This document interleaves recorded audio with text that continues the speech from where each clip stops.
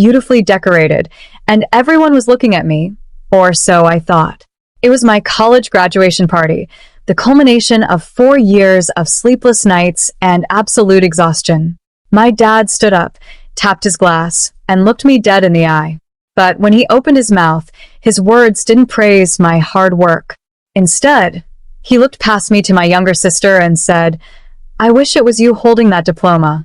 You are the only child who has ever truly made me proud." My mother sat right next to him, nodding along in complete agreement. The room froze. Nobody noticed when I set down my glass and quietly walked out of my own celebration. They thought they had successfully broken me. What they didn't know was that their public humiliation kicked off a chain of events that completely flipped our lives upside down. My name is Amelia Carter, and I am 29 years old. To understand why I walked out of my own celebration that night, you have to understand the brutal reality of my childhood. I was always the invisible daughter, the designated black sheep of the family. Meanwhile, my younger sister, Chloe, was the golden child, the adored, flawless favorite who could do absolutely no wrong in my parents' eyes.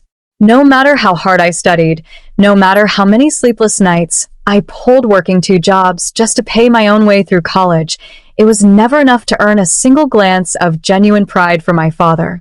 When he delivered that crushing toast, the heavy silence that followed felt suffocating. I looked around the room. Our relatives and family friends suddenly found the floor intensely interesting, shifting uncomfortably in their seats. Nobody stood up for me. Nobody spoke. My mother just kept smiling, nodding along in complete agreement with his cruel words. That was the exact moment something broke inside me, but it also set me free. I quietly set my champagne glass down on the edge of the table, turned around, and walked out into the cool night air.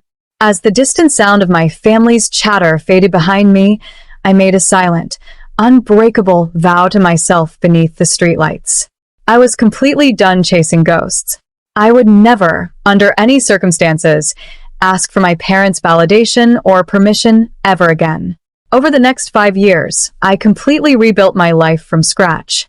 I packed up my few belongings, moved 3 states away, and cut off all major communication with my parents. I didn't block them, but I stopped calling, stopped visiting for holidays, and stopped sharing my life with people who treated my existence like a disappointment. I poured every ounce of my energy into my career. The silent grind was exhausting, but it paid off. I secured a high-paying corporate position, built a pristine credit score, and quietly bought my own apartment. I was finally stable, independent, and entirely self-made. From a distance, through occasional social media updates and tense holiday texts, I watched my family continue their worship of the golden child. Chloe could do no wrong, and my parents proved it by funding her every whim. When she decided she didn't want a regular job and instead wanted to launch a groundbreaking luxury boutique lifestyle business, my parents didn't hesitate. They didn't just give her their blessings. They gave her everything.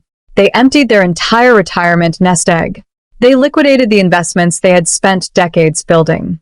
And when that still wasn't enough to satisfy Chloe's extravagant vision, they took out a massive second mortgage on our childhood home. They threw lavish launch parties, leased a high-end commercial space, and bragged to everyone who would listen about their brilliant, entrepreneurial younger daughter.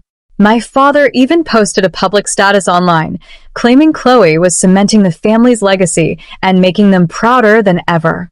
I watched it all happen from my quiet apartment, staying completely silent, focusing strictly on my own security, and waiting for the inevitable dust to settle on their flawless paradise.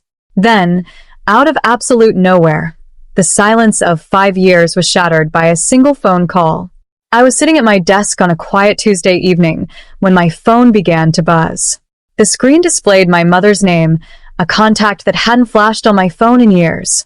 When I answered, there was no pleasant greeting, no apology for the past, and no warmth.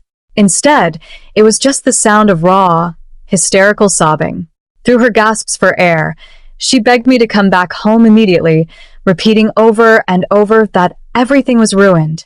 Driven by an uneasy curiosity, I agreed to meet them at a quiet diner on the outskirts of town.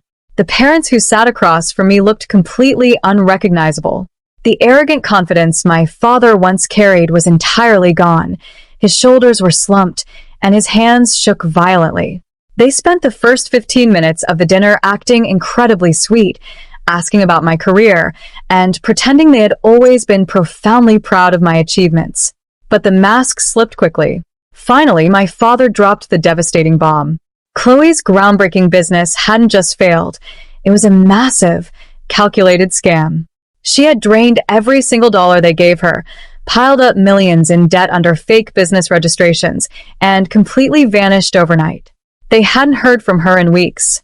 Even worse, because they had blindly signed the second mortgage papers, the bank had officially started foreclosure proceedings. They were going to lose their home in exactly 30 days. The psychological tension in the diner became suffocating as the true purpose of their meeting was finally laid bare.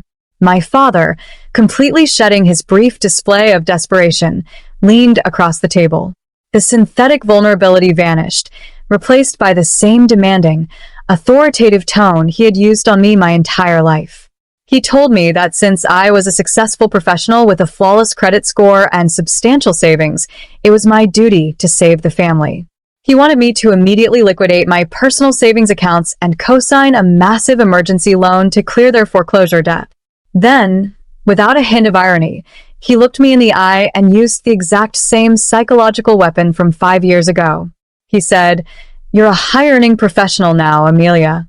Step up and make us proud for once." Hearing those exact words didn't break me this time. Instead, a wave of absolute, freezing clarity washed over me. The scared girl who had walked out of her own graduation party weeping was long gone. In her place sat a woman who owed them absolutely nothing. I didn't yell, and I didn't show a single flash of anger. I calmly matched my father's intense gaze, kept my expression completely unreadable, and took a slow sip of water. I told them, with a perfectly flat and professional voice, that I would not agree to anything blindly. I demanded that they hand over every single legal and financial document related to the house and Chloe's business, so I could review them myself before making my final decision. The moment I brought the thick stack of financial documents back to my apartment, I knew I was looking at a crime scene. I spent the next 48 hours buried under bank statements, court filings, and property deeds, tracing the messy trail of destruction Chloe had left behind.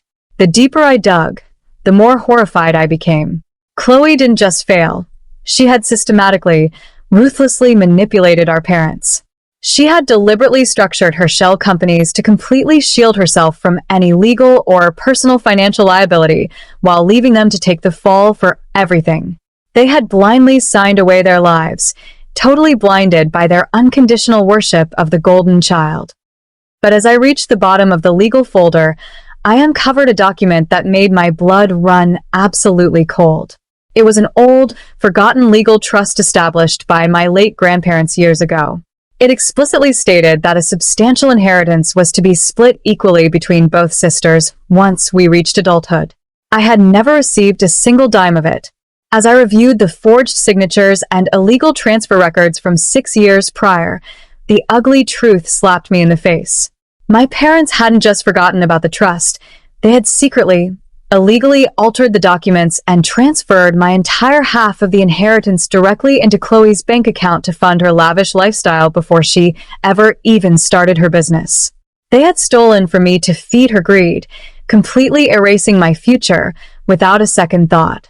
My phone buzzed with another desperate text from my father, asking if I had the money ready. I stared at the screen, a cold smile forming on my face. Oh, I was ready. I called a final meeting at my parents' house, the exact place where they had humiliated me 5 years ago. When I walked through the door, my father and mother were sitting on the couch, their faces lighting up with instant relief. They genuinely thought I was walking in with a massive check to save them from foreclosure. But their smiles completely vanished when they noticed the man walking in right behind me, my legal counsel, holding a briefcase packed with the evidence I had uncovered. I didn't waste a single second on small talk. I threw the forged trust documents and Chloe's fraudulent business records directly onto the coffee table. The room went dead silent as my lawyer calmly explained the legal reality. They had committed grand theft and fraud against their own daughter to fund the golden child's lifestyle. My mother instantly burst into tears, while my father's face turned a deep, terrified shade of crimson. He began to stammer, trying to make excuses about how they always intended to pay me back once Chloe's business took off. I stood up, looking down at the two people who had spent my entire life making me feel completely worthless. I calmly told them that I would not be liquidating my savings, I would not be co-signing any emergency loans, and I was officially seizing the remaining equity in their estate to recoup my stolen inheritance trust. I looked my father dead in his terrified eyes, echoing his exact words from my graduation party back into his face. I wish it was Chloe standing here with a check to save your home. But she's the only child who ever truly made you proud, right?